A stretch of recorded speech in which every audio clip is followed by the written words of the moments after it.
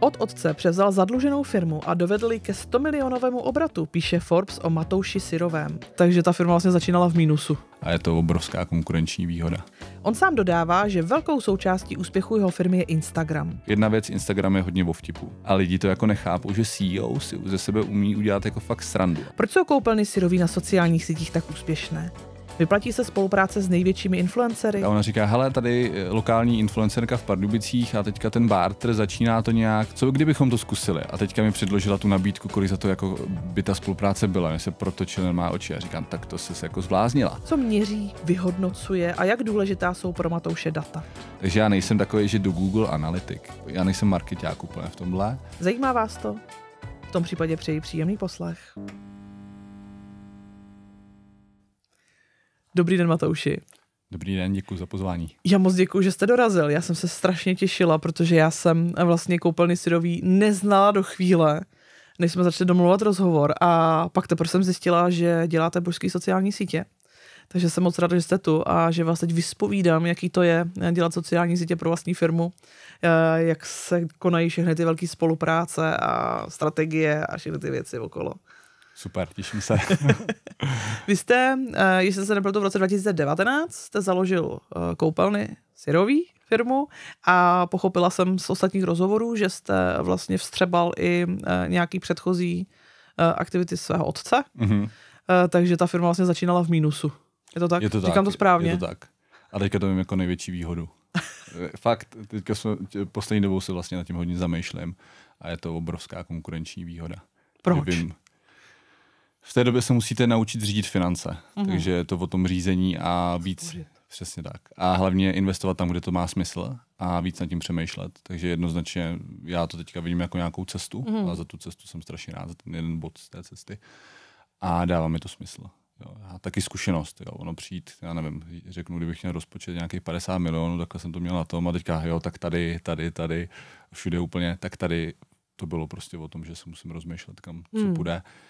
A hlavně já ten obor znám od nějakých svých 5 let. Jakože se v tom jako dítě už jsem se pohyboval, takže obrovský zkušenosti v tom, jak na tom trhu to funguje, co tam je za značky, co tam je za dodavatele, i ty nějaký vztahy, je to malý rybníček. Furt ten obor koupelen, sice je to velký jako obor, stavařina, rodinný domy, koupelnu máme každej, no většina lidí. Tak jako úplně v pohodě to beru. Mě vlastně nedá se nezeptat. To, že jste v tom vyrůstal, znamená, že teda i otec podnikal ve stejném oboru. A když vidíte, že to jako je boj a nefunguje to úplně ideálně, co vás motivuje k tomu se do toho vrhnout taky? Já jsem navázal na ty dobré věci a posunul jsem to. Takže jsem nad tím začal přemýšlet jinak. Ono je to hodně o tom přístupu k tomu danému jako oboru biznesu a celkově tomu, co děláme. A vlastně, když se zpětně vrátím, tak jsem se ani neuvědomil, že bych to jako nedělal. Prostě bylo to samozřejmé, i když to prostě bylo v nějakých jako finančních problémech, tak na rovinu jsme to zvládli, všechno jsme vlastně jako dořešili a přijde mi to jako velká konkurenční výhoda. Ten obor to vlastně hrozně jednoduše. Jednoduchý to asi není, tak už jako na tom, už jsem několikrát vlastně říkal, že to bylo fakt období, kdy jsem prostě chodil do práce non-stop, rodina, děti ale vidím to teďka zpětně, vlastně, že to byla nějaká část jako toho budování a kdybych začínal od nuly, bylo by to dost možná úplně stejně. Prostě neměl bych ty zkušenosti, neznal bych ty lidi, nevěděl bych, kam jet do ty fabriky, na jakou výstavu jet, s kým se tam bavit, jak se tam bavit. Protože ten biznis vlastně v rámci oboru koupelen je hodně navázání CEO versus jako fabrika, ředitele, manažeři. Tam u nás to úplně nefunguje, takže tam pošlete nákupčího a ten přijede s něčím jako dobrým.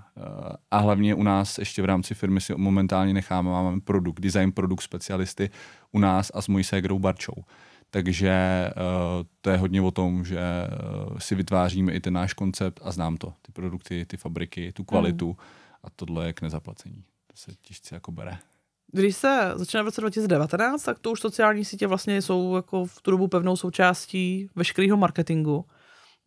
A mě by zajímalo, jak jste o nich, my se pak jako dostaneme k tomu, jak jsou teď, ale jak pevnou součástí komunikace a marketingu byly v tu dobu, když jste zakládali firmu.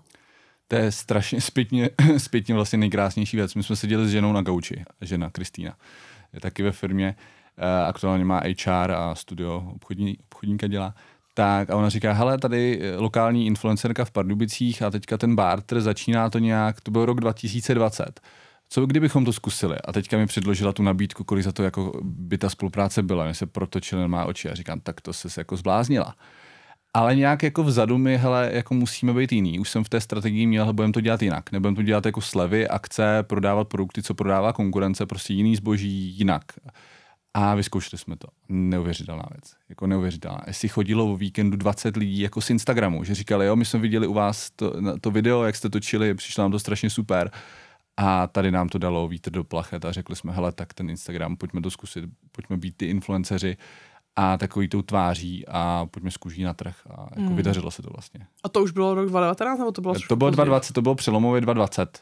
Někdy nějak takhle v tomhle období, kdy jsme začínali ten Instagram tam dávat víc jako kontentu, nějaký videa, bylo to úplně amatérsky točený, nebylo to nic profi, žena točila, nějak jsme tam něco řekli, ani jsme tam nemluvili na tom videu, nebyla tam tvář, v té době byly začátky. A první tvář, že se objevila na tom Instagramu, bylo to s tou spoluprací, která zpětně vlastně byl ten začátek našeho Instagramu a koupelen Syrový na Instagramu.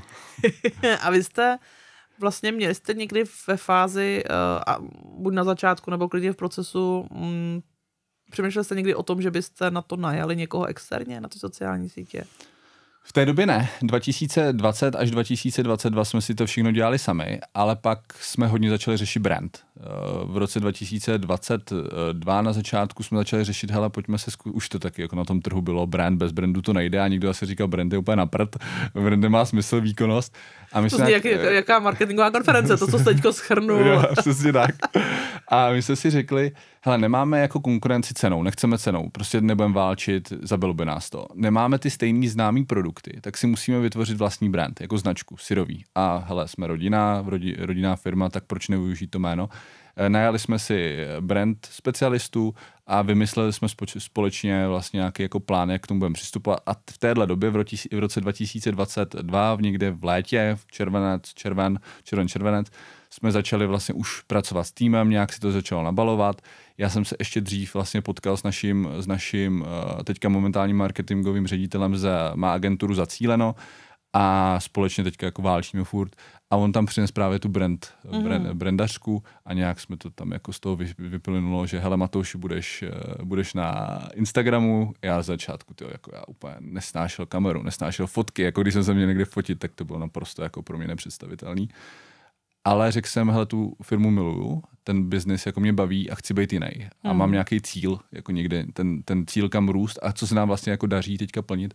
Jsem tam měl, studia 4, prostě obrat, všechno tohle jako se díky tomu Instagramu naplňovalo. Tak jsem řekl, hele, půjdeme do toho a vyzkoušíme to.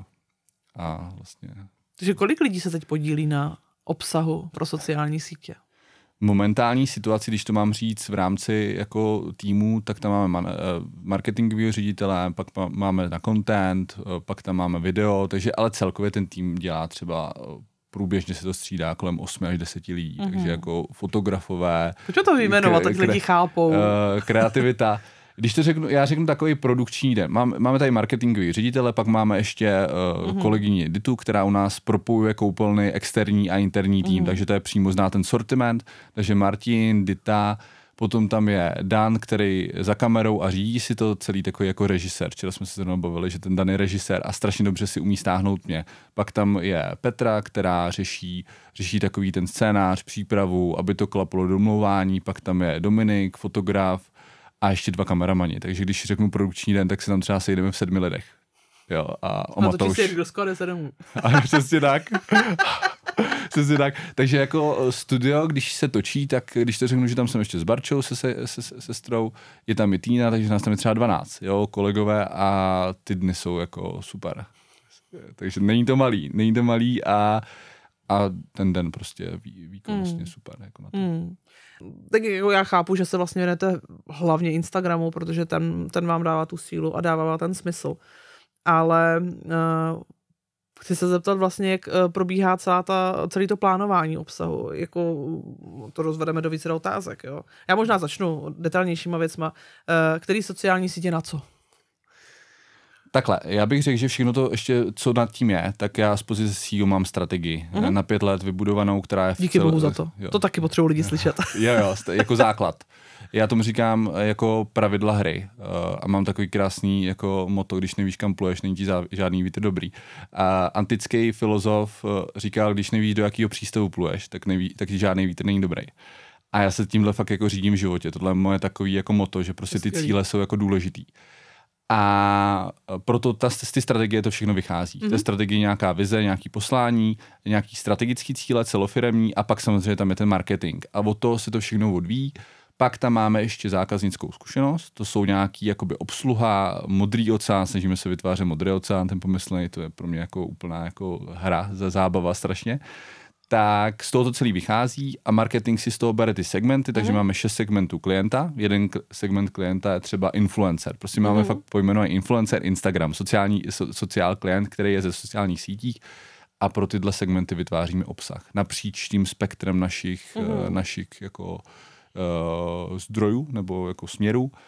A Instagram je jednoznačně jako brandově, hodně netlačíme tam akce. Jediná akce, která tam byla, tak bylo výprodej skladu, kdy jsme se stěhovali do nových jako skladových areálů a to za mě bylo jediná akce, kdy jsme svolili. My jsme celkově proti jako takovýmhle 20, 30, 40, 50%.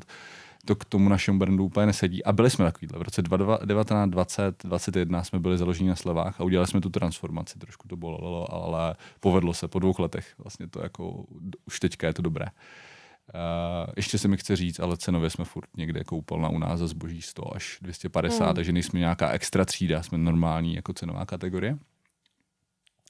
A takže Instagram, brand, sranda, takový ten vstup do toho know-how, otevřenost pro ty lidi, ta hodnota, musí to mít nějakou přínosnost pro ně.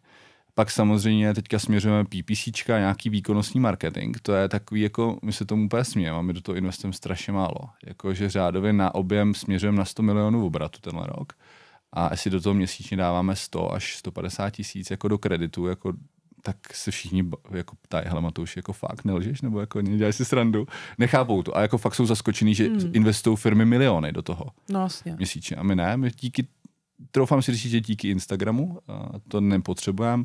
Máme rádio, lokální kampaň, teďka jsme měli v dubnu, 14 dnů na 4 rádích, vždycky děláme velký zábřeh, teďka znova v květnu máme další kampaň, kde to je hodně taky brandový podpora, prostě koupelny sirví a ty nějaký základní pojítka, co vlastně jako jsme.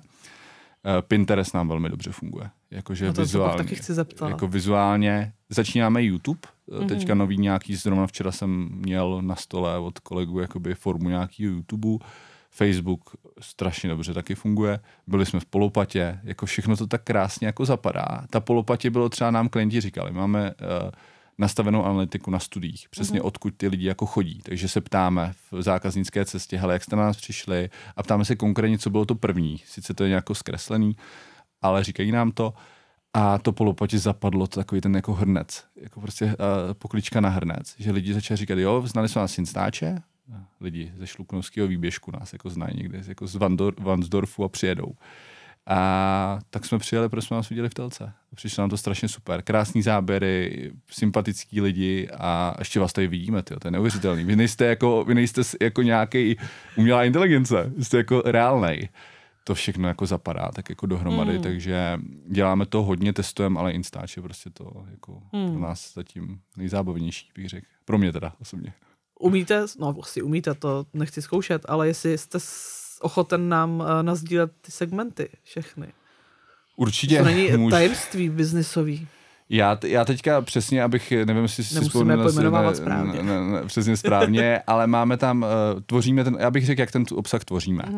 Tvoříme obsah pro ty klienty, kteří nás znají z Instagramu. Takže to je obsah pro Instagramový klienty, pak tvoříme obsah pro klienty, kteří chtějí jako produkt, kteří řeší furt kvalitu, značku, takový to jako, že prostě mají v něco důvěru a my jim to chceme nabídnout. Takže segment klienta, kterýmu dáváme ten produkt. Potom máme klienty, chceme být dostupný a prostě já to tak jako mám, tak vytváříme i koncepty pro klienty, kteří do ty koupelny prostě nechtějí investovat 250 tisíc, ale chtějí dát 80-100 tisíc a chtějí mít koupelnu od nás.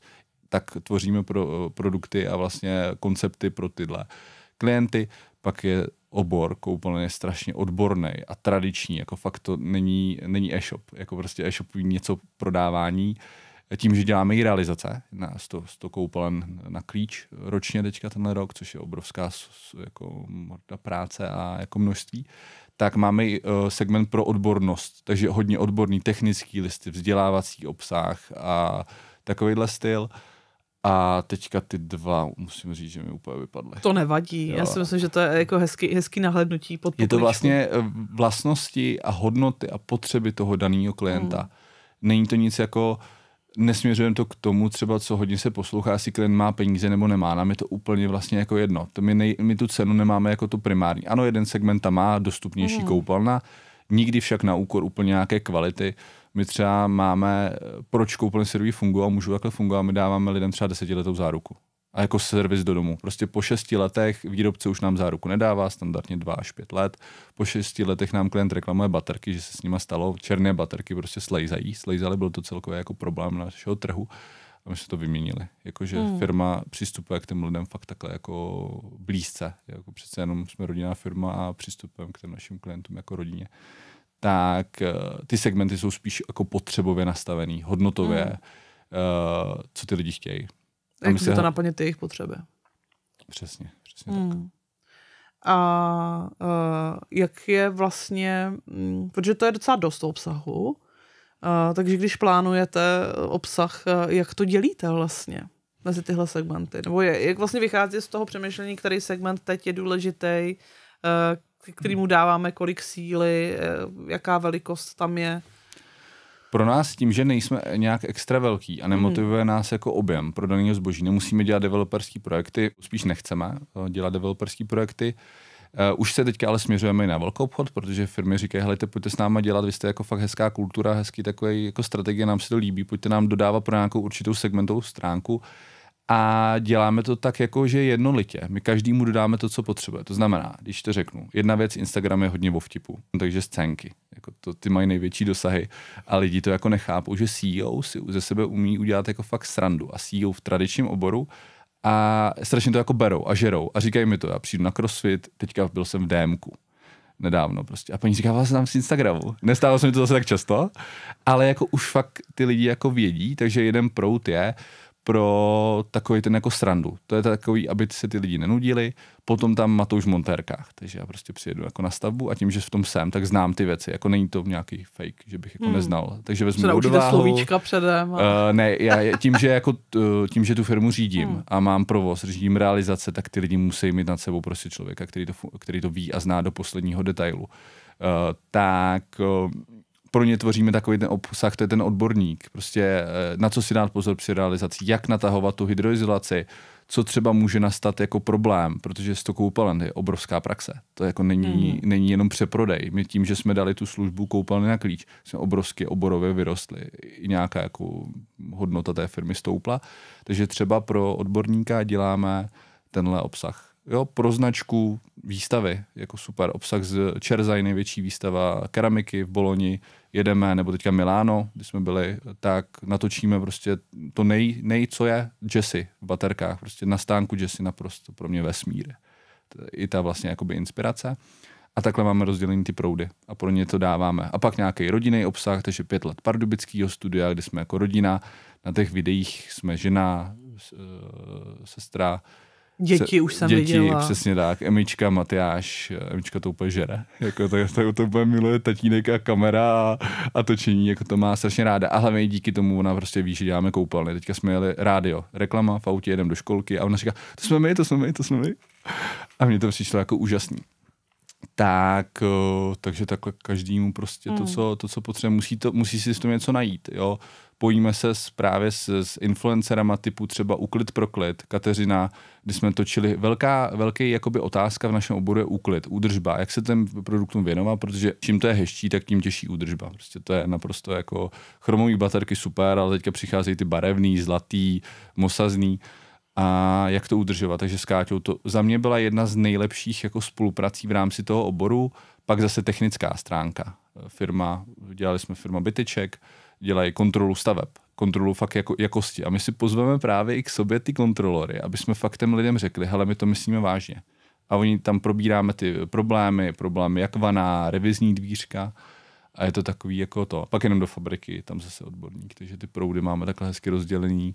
Něco se chytá, něco má prostě dosah 150 000, třeba scénka, brácha, ségra v koupelně, nebo sourozenci, a nebo manžele. To jsou jako dost největší dosahy. A to nejvíc komentářů, 150 000 zlídnutí, a ty lidi to mají strašně rádi, ale potom třeba i Matouš v montérkách a odbornost měla 100 000 dosahy. Pak bych ještě řekl jeden proud, kde si trošku šťouchnem. A to bylo třeba úplně mezi prvníma videama, když jsem točil video, úplně ještě jsem neuměl mluvit, prostě nic, prostě rozkoktaný, a říkám, nenechte si do toho kecat od řemeslníku. A tak kdybyste viděla. 100 000 zlídnutí. Asi 100 komentářů, 50. Co to je za blázna? Ten prostě vylez někdy z nějakýho keře a v životě neviděl koupelnu a nám bude říkat který to děláme 30 let, že se to takhle jako, že to děláme blbě. Já tomu říkám, no 30 let a teďka se to dělá třeba jinak. Ale bylo 50% lidí nás úplně za to milovalo a 50 nás úplně začalo jako hejtovat. Ale na druhou stranu to byl obrovský dosah. Lidi se v tom viděli. A trefili jsme ten hřebíček na hlavičku. Ta otázka na tom jako trhu byla velká. Teďka už jsme to jako dlouho nic takhle jako neudělali, ale ty proudy jsou takhle jako velký. Teďka trošku řešíme, že míň bude asi víc, že jsme hodně měli každý týden prostě příspěvku 3-4 a ty algoritmy začaly teďka trošku jako nějak jinak fungovat. Bavíme se o reelskách. Přesně tak, přesně o reelskách a řešíme novou strategii. Řešíme jako novou strategii a promýšlíme to víc do posledního detailu, více ty videa jako na tu kvalitu. A je to ale jako fajn. Já to hlavně miluji, když přijdu na schůzku, jako CEO prostě do nějaký fabriky. A ty lidi vědí, že jsem na tom videu a moc dobře mě mají načtený. Jo. A říká se i u konkurence o tom.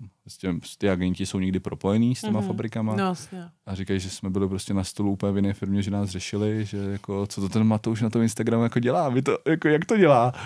Existuje vůbec někdo z české konkurence, kdo to dělá líp než vy? Bavíme se o Instagramu samozřejmě. Minimálně, samozřejmě nevíme dosah biznisovej, ale minimálně co se týče čísel a efektivity toho účtu jako takovýho. Já bych řekl, že nemůžu říct líp. To je hodně jako, to ať posoudí ty sledující. Já to tak jako nemám. Třeba jo, třeba jako někdo to dělá líp. Co můžu říct, tak pro nás Instagram je firma na Instagramu postavená. Jako, troufám si, že jsme vyrostli, jak to je vlastně 100 milionů obratu udělali na Instači. Že budeme ta firma prostě, ta nálepka ani nevadí. Se nám povedlo fakticky v tradičním oboru najít 100 milionů prostě tady někde, jako, což je obnos jako obratu. Letošní rok na to směřujeme na Instagramu. A jako dělají to. Oni to jako dělají a je vidět i ta naše linka, že se chvilinku zase začnou dělat. Jenže ono to je potřeba dělat 2, 3, 4, 5 let a ne jako půl roku. Říká vyzkoušet, že to nefunguje a odejít. No a neudělá to, nikdo z toho nepřijde. Hlavně jako ta firma se musí těch lidí ptát. My se ptáme 2 roky. Už 2 nebo 3 roky se na studiích ptáme, jak na nás přišli. A pilujeme to, abychom dostávali ty reální data. Nám přijde třeba měsíčně 100 až 150 lidí z Instagramu, který nám to řekne na studia. A bavíme se, mě totiž mimochodem, vím, že to není čistě o sociálních sítích, ale mně tohle přijde jako strašně důležitý bod, protože vědět o těch zákaznicích maximum a rozumět jim a vědět, co chtějí a vědět, jak fungují, jaká je jejich zákaznická cesta, za mě je strašně důležitá věc. A málo kdy to slyším. A teď nemyslím jenom od hostů v podcastu, ale obecně i ve firmách, když do nich chodím. Já myslím, že je strašně super, že zaznívá tady, že fakt i v prodejnách probíhá nějaký dialog a probíhá tam nějaký sběr dat.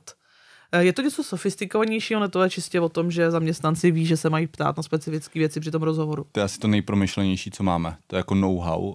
A to know-how vlastně jako není úplně jako tajný. Máme nastavenou cestu, prostě od vchodu, jak se má klient cítit na začátku studia, jako pocity, co se má hodně v hlavě. Prostě to je ten vytváření modrého oceánu. Je to tajný? Co se má hodně v hlavě? Helejte, tady to vypadá krásně, jsou tady sympatický lidi, smějou se tady na nás, krásně to tady voní, hraje tady super muzika, která mě naladí. Přijďte do Prahy nebo do kamkoliv na 4 studia, Praha, Pardubice, Kolín, Hradec Králové. A teďka plánujeme ještě 2 studia na druhé Praze a v Brně, takže jako chceme růst v rámci strategie. A máme těch kroků asi 8 a v každém tom kroku prostě ten klient má něco zažívat, protože na konci je ta krásný pocit, když ležíte v té vaně a říkáte si, jo, to jsme si koupili tu krásnou koupelnu. nám to tady všechno funguje, je to nádherný a můžeme se pochlubit. My tam nemáme prodáme zakázku. Jako prostě to mě v úvozovkách i ten tým si říká, to už nejsi jako z jiného vesmíru, nejsi jako blázen, že ty neřešíš jako ten obchod, jakože cíl cesty není k prodeji, cíl cesty je k tomu zážitku v té vaně. A je jedno, jestli s náma nebo bez nás. A paradoxně u nás ty lidi zůstávají. Takže máme x kroků a v jednom z kroků je prostě sběr tím, že potřebujeme vědět ty data, tak jak na nás přišli, jak se o nás dozvěděli, co by třeba zlepšili, zpětná vazba voláme teďka, jako i zpětnou vazbu sbíráme, to je marketing za mě. Po měsíci zavolat od dodání a zeptat se, hele, jak jste byli spokojení, a ne poslat nějaký formulář, ale osobně obchodník prostě zvedne telefon, s tím mimochodem nejvíc bojuju, aby to jako obchodníci dělali. Zavolejte tomu klientu a navažte ten vztah. Navazujte ten vztah. Zeptejte se, jestli známý nepotřebuje třeba baterku nebo nepotřebuje řešit něco jiného. A pak chceme ještě jednu věc, co teďka zavádíme, chceme vědět i po roce, jak jsou s tím lidi spokojení, takže řešíme nějaký jako strategický rámec, jak zajistit, abychom po roce těm lidem mohli zavolat, je to velmi jako nákladný, a zjistili ty reální data, jak byli spokojení s produktama, jak byli spokojení zpětně s náma. Ale co je asi to nejdůležitější, tak to jsou vždycky lidi v tom týmu. To je ten základ toho úspěchu, že fakt jako začínám mít na těch hlavních dobrých pozicích a celkově vlastně super jako parťáky, kteří chápou mě, nebo doufám, že jako trošku chápou, kam pléme a dokážou dodávat. Třeba my nejvíc teďka na rovinu prostě bojem s obchodem, tím, že tam je hodně takový jako ne tlak, ale potřeba získávat ty data, obsluhovat ty lidi kvalitně, být vlídný, usmívavý, prostě být jako fakt top. Tak tam prostě bojujeme najít ty parťáky, aby se připojili. Ale třeba logistika, provoz, realizace, back office, finanční oddělení, to je naprosto sehraný. To mi dělá největší starosti teďka. Jako to takový jako paradox, že hodně lidí bojuje jako supermarketing, dobrý obchod a pak bojuje na dodání. To máme teďka vyřešený, nebo furt je co řešit, ale jako jsem s tím v pohodě a na tom obchodě.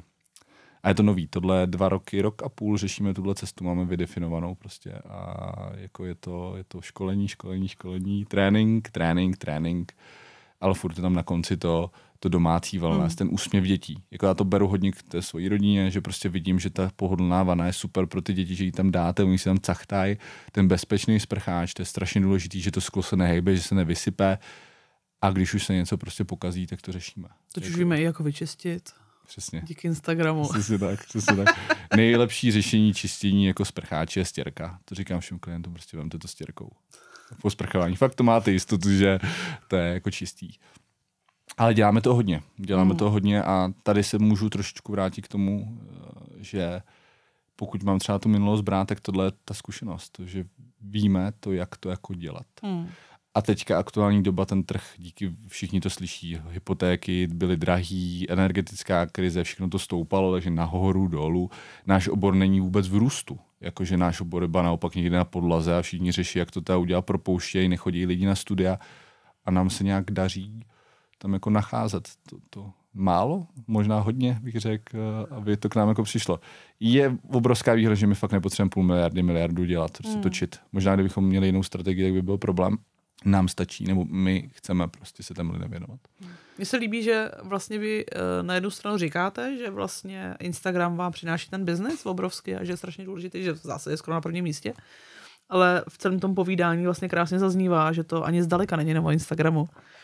A že vlastně ten Instagram je až na tom posledním místě, že to, že ten Instagram je úspěšný, je díky všem těm krokům, které jsou vlastně okolo. Já když jsem sem jel, tak jsem si říkal třeba nejdůležitější jako věc.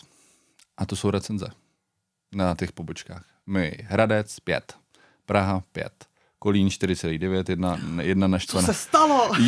Jedna naštvaná paní na realizaci. Kolika z toho nemohl spát? Já jsem jako říkal, hele, tak jedna recenze negativní, dvouhvězdičková.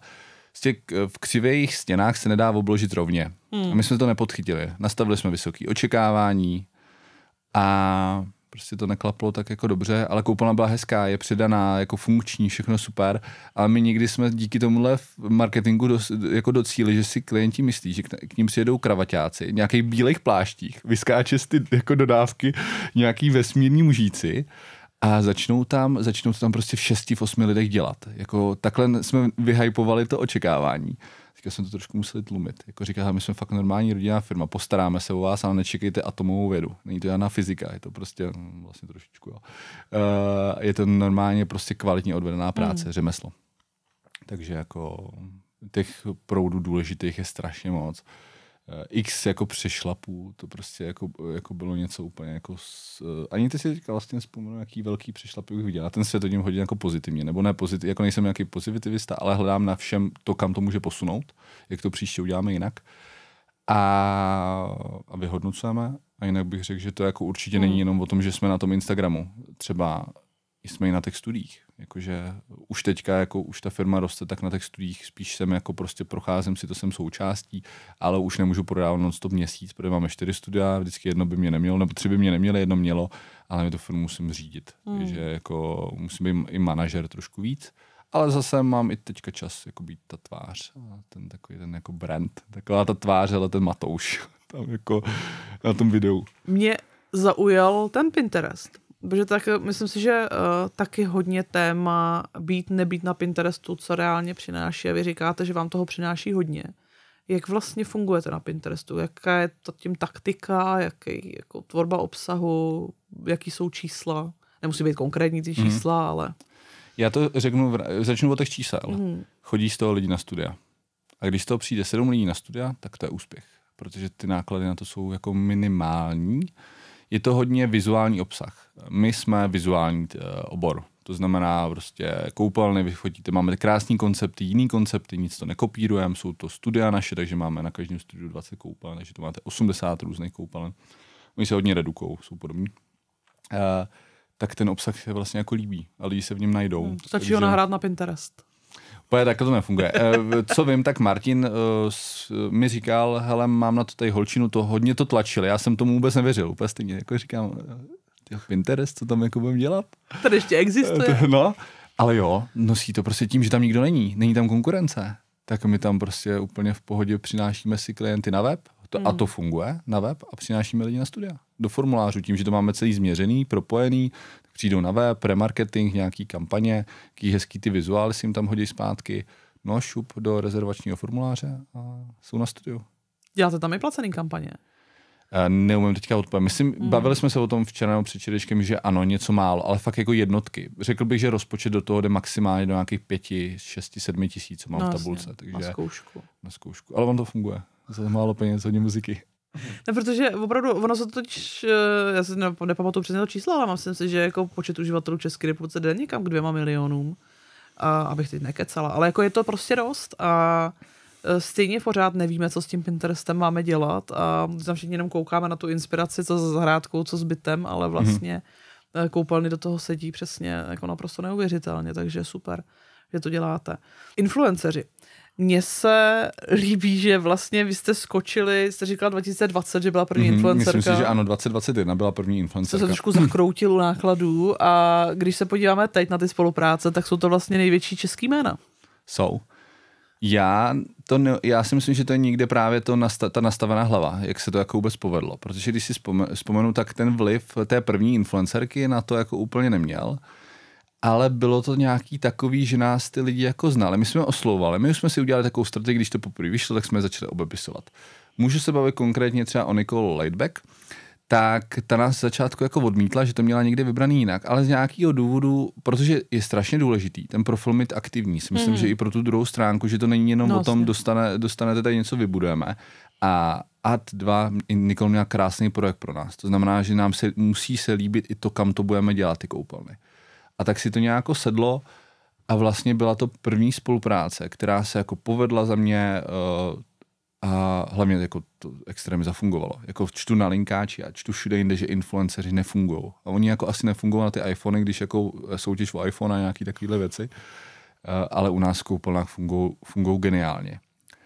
A je moc hezký, že teďka to ty firmy začínají dělat, ale už jim nefungují, protože nemají tu vypracovanost tu zpětně ty 4 roky. Tady je to o tom, že fakt ta tvrdá práce, ta tvář, ten příběh, oni tohle chtějí, oni tohle potřebují, aby ty jejich sledující vůbec jako nenudili, aby to nebylo takový jako spolupráce. A pro nás je zase důležitý, ať si sedneme, ať nám to jako lidsky sedí a ať nám sedí hlavně ten projekt, který my to děláme kvůli tomu hezkému projektu. Ne ani tak kvůli té propagaci, takže x spoluprácí jsme odmítli, prostě s jako fakt velkýma jménama taky za nás, protože prostě ten projekt nám nedává hlavu potu. Tak by to asi ve finále tím pádem, ale ten výsledek by nevypadal tak dobře. Je to tak. Už teďka v téhle době ten influencer nefunguje úplně jako tak, jako předtím nám přijde, že už možná to máme zkreslený, že na tom jsme postavili ten Instagram, takže už je to jako známější, ty lidi nás jako přesto znají. Teďka se to třeba ale i otočilo, že nám lidi neříkají, že jdou z influencera, ale že jdou z Instagramu. 2,5 roku zpátky to bylo jdeme od Nikol, jdeme od Jirky, jdeme od Moniky. Teďka jdeme za koupelnou Story, protože známe z Instagramu. To je to úžasný. To je jako my jsme využili, tomu říkám nosiči informací. Jako ve firmě. My jsme přenesli ty naše informace, jsme dali do většího dosahu, ale tím, že jsme furt pracovali na tom a byli jsme tam my, Barča, Týna, všichni vlastně jako točili jsme ten obsah, Emička, tak se to navázalo na tom, že ty lidi jdou za náma. Takže jako já si troufám říct, že jsme trefili prostě zlatou žílu úplně jako díky mojí ženě, protože já bych do toho nikdy nešel. Jako pokud se ptáte jako Matouš, já jsem byl proti tomu. A jako když mi se dělá ta nabídka, kolik, bylo to prostě barter, kolik zboží musíme do ty koupelny dodat, tak jsem si říkal jako ne, 14 dnů ne, pak jsem na to kejvnul a najednou z toho začali chodit lidi. A v té době jsme měli vlastně ještě první jenom jedno studio. Jo, já jsem v rok 2000, my jsme ten Kolín otevírali v září 2020 a neotevírali, covid nám ho zavřel hnedka v září, takže jsme ho neotevřeli. Tak předtím jsme udělali tu spolupráci. Takže Pardubice jedno studio. Lidi jezdili 300 kiláků z Liberce, prostě z Plzně za námi jeli do Pardubic. My jedeme za tímhle konceptem. Jsme propagovali přes ty influencery vždycky nějaký koncepty, nějakou hezkou vizuální jako stránku, tím, že je to jiný a nekoupí to nikde na tom trhu, tak za námi jeli 300 kiláků. Teďka už se to tolik neděje, protože máme víc studií, takže jezdí třeba jenom 150, ale jezdí. Jako představte si to, že lidi jedou za něčím, co na tom trhu je třeba 900 prodejců koupelen. Říká to jeden výrobce, že má asi 900 partnerů, tak si to chytám. Mám to podložený. A jako jedou za jedním jako brandem syrový, jako. Tak děláme asi něco dobře. Pravděpodobně ano, pravděpodobně ano. Ale dokážu si představit, že vlastně ve chvíli, kdy někdo, je ta diskuze o tom konceptu, jestli spolupracovat vlastně s menšíma influencerama, mít jich víc, nebo opravdu brát ty velký, který dost často samozřejmě chtějí hodně moc peněz, i když ty moudřejší trošku vyvažují přesně to, že mají třeba dost často, ráda slyším, že i ty velký dost často ty věci udělají třeba jenom kvůli obsahu, protože zase oni mají jakoby super obsah, že to hodně pomáhá. Ale že jako myslím si, že chce hodně jako velkou, dobrou promyšlenou strategii nebo velkou odvahu jít za lidma jako Jirka Král, Monika nebo Nikol a říct si, pojďme spolu vlastně něco udělat, protože se tam očekává ten velký náklad, ať už to dopadne jakkoliv a musí se vědět, že se to vrátí. Asi nějaká víra. Pro mě je důležité, že ty lidi jsou strašně v pohodě. Jako já, kdyby to, jako odmít jsem spolupráci, který mi prostě neseděl lidsky. A ono to není jenom o Jirkovi, o Nikol, o Monice, ono je to i o té Kateřině, ono je to i o tom Pavlovi a ono je to jako i o třeba Vojtě Korytenským, to je prostě kulturista, není to jako, nevím, jestli si říká influencer, ale to bylo jako neuvěřitelný, 40 000 nebo 50 000 sledujících na Instači, regionální, a ono to zafungovalo, že děláme kulturisty záchod. Ještě jsme k tomu dali ten příběh, to jako tu hloubku. A my nechceme ty kampaň dělat takový, že se o nich mluví 5 milionů lidí jako v České republice, nějaký jako bizární nebo jako úplně jako extrémní dosah. Jako my tohle nepotřebujeme. My potřebujeme lokálně si s tím tak jako hrát a tady se to daří. Třeba soutěže. Jako. V našem oboru soutěže fungují geniálně. Někde jinde dalších 90% trhu říká, že soutěže jsou nejvíc vyhozený peníze. U nás fungují, protože koupelnu, jako my máme vlastně podmínku, že když u nás soutěžili jsme s Nikol o 70 až 100 000 o nákup, s Jirkou taky, nám to prostě zafungovalo. Třeba se dělo to, že ty lidi sice nevyhráli a říkali, dozvěděli jsme se o vás o soutěži a tak jsme přijeli. Prostě nás to lákalo. Sice jsme nevyhráli, jsme trošku naštvaný a tím, že já na těch studiích byl hodně, teďka už se, jak to roste, tak už tam jsem míň, ale já jsem to slyšel reálně. Takže to není nic, jako co by mě říkali kolegové, trošku si přiostřoval. Já jsem to od nich slyšel. A se stává, že paní přijede a vy jste z toho Instagramu, to jste vy. Takže když se mám bavit o influencerech a o soutěžích, funguje to. A teďka teda už jako nechcem na tom jenom stát, já nejsem úplně důvěřivý v tom, že najednou Instagram zmizí, nebo nám nevím, cokoliv se může jako stát a proto to rozmělnění těch jako v úzovkách manažerských rizik, ale přijde mi to, že jsme to jako trefili a v tomhle si myslím, že jsme asi jako nejznámější, jako na tom jakoby celkově v tom oboru, že ten Instagram takhle jako děláme. Ano, ty jména se nějak podařilo natáhnout největší, já tomu sám nevěřím. Teďka máme další spolupráci s velkou influencerkou, nechci to ještě jmenovat, ještě to není jako to, ale taky s velkou. A myslím si, že pak už to jako trošku tlujeme s tím jako směrem trošku jinam. Kolik tak průměrně, předpokládám, to máte spočítaný, ale z té kampaně vlastně reálně přijde na prodejný lidí? Nelze to úplně přesně změřit. To je tak jako napříč tím, že se překrývají. Ale co se třeba děje, že přijdou lidi po 2,5 letech. Spolupráce 2,5 let a oni přijdou.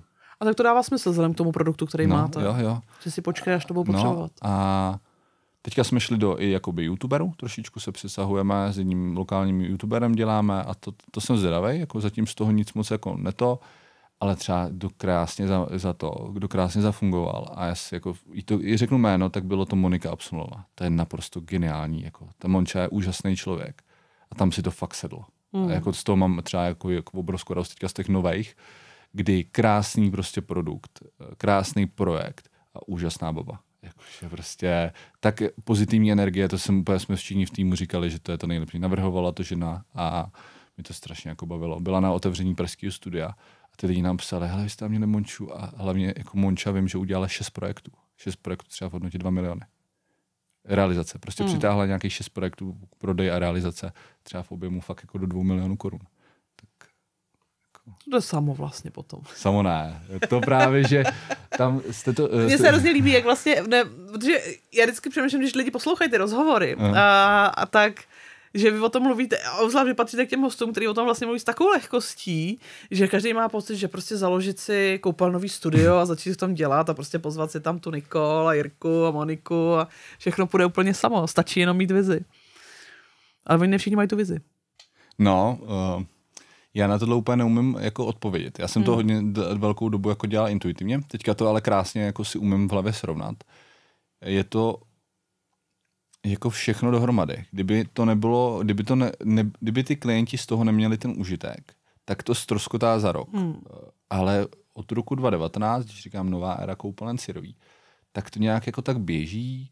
Neřeknu, teďka se to trošku zadrhává díky tomu trhu a ty lidi třeba dovolený, jako neto, ale mě to úplně nestresuje, protože pro mě fakticky já tam nemám tu důležitost toho jako nutně točit nějaký velký peníze, nějaký obrat a proto ta energie v tom je furt jako ta dobrá, taková ta jako ano, spálíme se videama, něco prostě natočíme blbě, pustíme s překlepem, jako ven, stávají si tyhle věci. Jednoduchý to, ale určitě jako, vlastně mně to přijde jednoduchý teďka zpětně. Neumím ale uchopit, jestli když někdo začne, teďka by začal ten Instagram dělat. Myslím si, že bude obrovský chybět, že jsme byli mezi prvníma, kteří to začali dělat takhle jako pořádně nebo obsahově. A kdyby chtěl teďka někdo prodávat koupelny, tak jako na Instači to třeba jako zvládne. Ale už to nezvládne na tom back officeu. Tam je to náročnost, skladový zásoby, znalost produktu, servis, reklamace.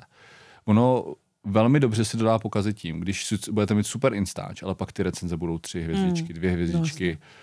A to si myslím, že ten hlavní, jakože já jsem jako fakt podnikatel v koupelnách a teďka už si spíš přijdu jako manažer, jako by CEO, který to chce prostě kvalitně řídit, chceme motivovaný, dobrý lidi v týmu, který to baví, který si naplňují svoje potřeby, pomocí toho naplňují potřeby firmy a zákazníků. A je to tak jako hezky sehrané jako stroj, dohromady to hraje. Zvažujete TikTok? Máme ho. Nejúspěšnější video s Mončou Bagárovou, kdy jsem na začátku já s Emčou, se dcerou a přicházíme k ním domů a jdem tam jako točit prostě přátelský obsah. Nikdo to nechápal, 1,1 milionu organicky na TikToku. 1,1 milionu. Úplně se ustřelilo, jako na marketingu na to koukali. Měli jsme uzavření minulého roku a říkali to tam úplně s vlaječkou, přišli jsme a říkají, máme TikTok, 1,1 milionu Monča, jako ten tým, že tam a říkají, jako oni to třeba jako nikdy jako neznají úplně všichni v tom týmu, že skladník, co to jako je TikTok, ale jo, tohle se jako povedlo, takže máme a nosí to, funguje to, jako úplně stejně, ne jako ten Instagram, je to trošku něco jiného, já ho třeba nemám, já už teďka, chci taky říct, já mám nastavený limit 10 minut na Instagram, říkal jsem to Martinovi teďka. Denně. To je hodně jako drsnej deadline. Dal jsem si, protože ten čas potřebuji dávat jako jinam, tu energii a mi to hrozně začalo už brát, takže za 10 minut musím zvládnout, zkouknout koupelny, Zkouknout konkurenci, to já prostě dělám, jakože prolezu ty profily, jak fungujou a tam teďka vidím podobný formát, jako u nás, tak si říkám super, to je dobře, že to jako začíná dělat pořádně. Je důležitý, aby to dělali fakt pořádně ty jako firmy a TikTok jako máme, takže když se k tomu vrátím té otázce, máme a teďka jako je nejúspěšnější prostě video s Mončou a úplně to bylo takový přirozený příchod, sranda, vizuálno, prostě hezký koupelny, sympatická Monika, usměvá a jako super. Jaký metriky sledujete při vyhodnocování, když řešíte sociální, předpokládám, že máte asi nějaký pravidelný porady, na kterých to řešíte, tak jaký metriky, kterým věnujete pozornost? Já jsem trošku v tom jako jiný. Já nejsem jako markeťák, takže já jsem spíš ten obchodní ředitel, i když to teďka už ne, teďka mám novou obchodní ředitelku, tak sleduju hlavně KPIčka typu návštěvnosti a odkud ty lidi chodí. Takže pro mě je důležitá metrika, prostě přinese to 200 lidí na studia a je tam vidět fakt 200 lidí, že jde z toho Instagramu nebo i z toho Facebooku nám říkají. To je pro mě metrika. A co já pak sleduju, tak u těch videí komentáře, uložení, to je u nás strašně důležité u těch vizuálních videí a samozřejmě zlídnutí a nějaká zpětná vazba ústní. Tím, že se na to ptáme, přijdete k nám na studio a jo, z Instagramu, a co se vám tam líbilo? A lidi říkají, jo, to video, jak jste točili vy s tou jako sestrou. Tak to je prostě podle mě nejlepší jako metrika. Jiný metriky v úzovkách, podle mě to je hrozně zkreslený jako obor. A pak sleduju investice do ty reklamy. Jak jsem si říkal, do toho budgetu, tak to je pro mě důležité, že máme přesně v tabulce, kolik online, v liveu napojený prostě na všechno, že vidím přesně, když si dneska otevřu, tak vidím, kolik je v Instagramu, kolik je v Facebooku, kolik je v YouTubeu, kolik je na Pinterestu, kolik je prostě všude nainvestováno. A mám ten přehled takovýhle. Což mě vede vlastně k dotazu. Jaký nástroje používáte? Ať už pro správu, nebo pro tvorbu, nebo pro právě tu analytiku? To jde mimo mě. Já to mám úplně v jiných jako tabulkových formátech. V tomhle... Vám chodí tabulky. Jo, a sezení, pravidelní sezení, manažerský porady, kde to všechno analyzujeme, kde to sledujeme, kde se koukáme na tu úspěšnost. Taky třeba mi ty reklamy skáčou, tak to je pro mě metrika, že říkám, a hele, tohle je super, tohle mě zaujme, protože jako vlezu na ten Instagram a najednou vyskočí reklama, kterou já úplně jako neschvaluju, už jsem jako říkal, nebudu schvalovat vám banery, a teďka vidím prostě krásný obrázek, sdělení, prostě naplněná strategie. A to jako CEO, když to vidíte, tak jste spokojený. Prostě. Takže já nejsem takový, že do Google Analytic, jako já nejsem markeťák úplně v tomhle. A myslím si, že to ani já si myslím, že to mám pravidelný reporty z toho, co slyšíme na prodejnách a jak se to přelivá do obchodu, je to nejlepší. Co se dá měřit. Naplňujeme plán, lidi chodí z toho proudu, kterýho mají chodí, kam dáváme ty investice a my hodně bojujeme s tím, že furt, jako mi je řečeno, investuješ Matouši málo do Instagramu. Já říkám, naplňuju plán, v klidu. A ještě dodělej tohle, ať ti to můžu dát těch 100 000 navíc a ještě tohle potřebuji ty cíle jako naplňovat. Ono by se super teďka vzali 2 miliony a do něčeho narvali. Ale je ta potřeba? Jako, vždycky se ptám, proč? Jako, a tak je tam asi i ale nějaká realizační kapacita, ne? Jste zmiňoval, že prostě 100 koupelen aktuálně se realizuje. Je tam podle mě nějaký horní limit, co jste schopný vůbec spořit? My těch 100 koupelen je furt jako malá část. Já nevím teďka přesně v kolik procentech, ale to bude třeba 20% realizovaný. Máme pak prodej. Takže ten prodej je hodně závislý na kapacitě obchodníků, kolik toho obslouží v rámci té zákaznické zkušenosti, kolik počítačů a můžeme kreslit ty návrhy. A to se dá jako rychle posílit, nebo rychle, prostě ty obchodníci se těžce zaškolou, ale dá se to jako posílit. Ty realizace se taky dá se na další pár, tam jako navyšujeme. Ale úplně, aby to bylo udržitelné, nechcem dělat teďka 300 koupelen na klíč. A furt je to ten prodej. Furt jako jsme ta prodejní, ale máme tu přidanou hodnotu, když od nás chcete koupit na klíč, tak vám ji zrealizujeme. Co zákaznická péče na sociálních sítích? Měl se tam někdy řešit, my jsme něco zmiňovali už z toho, ale jestli bylo potřeba někdy řešit nějaký PR-ový průšvihy, nějaký trouble, který samozřejmě máte nějaký hejtry, troly. Hejtry máme, už se vrátím k tomu, nikdy nenechte si o toho kecat od řemeslníků, to bylo jako velký a psali do zpráv, že jsme úplně blázni, trošku jako útočili, ale jinak si jako nespomínám koktání na začátku. Já třeba řeknu, trošku odbočím k té jednoduchosti. Já jsem, když jsem šel na Instagram a první video na Instagram s tou novou produkcí v roce 2022 jsme točili Čau, já jsem Matouš Syrový z Koupelen Syrový a rád bych vás tady přivítal, pojďte se k nám podívat na studio, super. Teďka to řeknu na první dobrou. Já jsem to točil 3 hodiny před tou kamerou. Tady jsou taky kamery a vůbec mi to nevadí. No, tak jsem pak. Rétorika, řeč těla a přihlásil jsem se normálně do hereckého kurzu. Žena říkala, to jsem se chtěla zeptat. Žena říkala, že jsem úplný blázen, že jsem do divadla, teďka nevím, na Zábradlí. Nevím, jestli to bylo to bez Zábradlí. Na Zábradlí byl kurz takový pro jako amatéry. Jsem tam o půl 8 jako jezdil. A prostě jsem se učil. Na půl 8 na večer. Na večer, vždycky jako jsem si udělal tu cestu, bylo to jednou týdně. Takže kolik doma?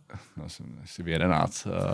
A prošel jsem si ten kurz, možná poslední 2 jsem jako už neudělal, naplnilo tu moji potřebu a to jsou všechno ty věci na tom Instagramu, že jakoby se zajímat o to. Ta rétorika hodně pomohla. Na těch videích vidíte, když si to necháte zanalyzovat někým, jakože jsem měl roztažený moc nohy, takže jsem vypadal tak jako to, tak jsem to jako piloval, řeč těla, mluvení, rozmlouvání se. Teďka už je to vlastně jako sranda. Takže a je i super pak s těma lidma se bavit na těch realizacích a točit i s těma jakoby tvářema. To je taky jeden z důležitých bodů, objíždět ty realizace, ten obsah z těch koupelne, z realizovaných koupelne. Takže jsem se vrátil trošku oklikou k tomu, jestli to je jednoduchý, tak tohle všechno jsem tomu jako dával. A strašně mě to bavilo, je to takové poznávání nových lidí. A jako vlastně super.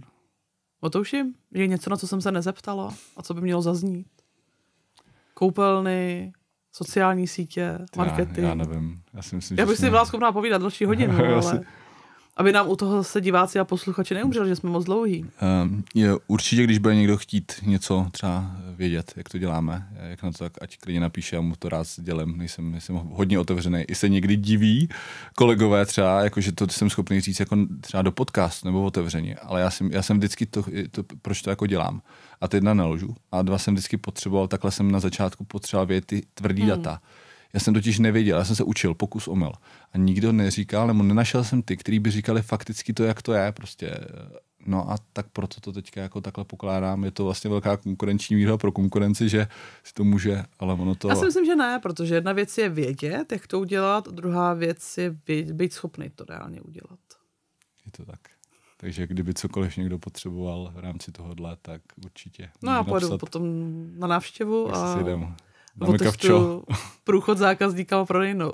Mystery shopping, ideální. A pak zpětná vazba, hlavně potřebuji. No samozřejmě. Velký popis. Moc děkuju. Já děkuju také. Bylo mi potěšením.